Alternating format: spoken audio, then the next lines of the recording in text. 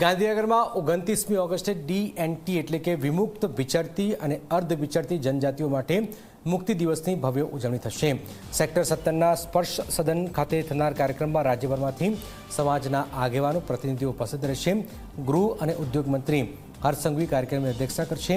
Cabinet મંત્રી doctor Pradyuman Vaja, Nareshbhai Patel, રાજ્યકક્ષાના મંત્રી દર્શનાબેન વાઘેલા અને સાંસદ મયંક નાયક સહિતના મહાનુભાવો હાજરી આપશે।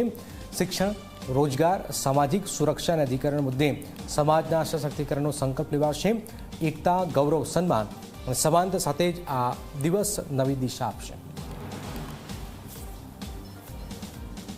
અને રાજ્યના તમામ જિલ્લાઓ સ્તરે આ રાજ્યની ભૂપેન્દ્રભાઈ સરકારે જે જિલ્લા સ્તરીય આ મુક્તિ દિવસ ઉજવવાનો જે નિર્ણય લીધો, રાજ્યના 35 જિલ્લાઓમાં આ ઉત્સવ ઉજવવાનો છે, એનો પરિપત્ર પણ બહાર પડ્યો છે।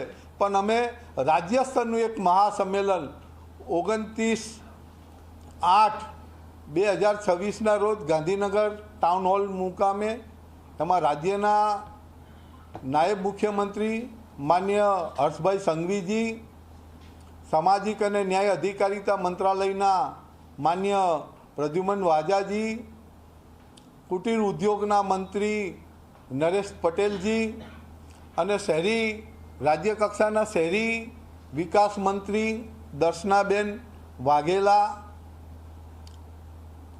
અને ઓબીસીના અને અમારા ગમુનતુક જાતિના એકમેવ રાજ્યસભાના સાંસદ એવા માન્ય મયંકભાઈ નાયક પણ એમાં ઉપસ્થિત રહેવાના છે।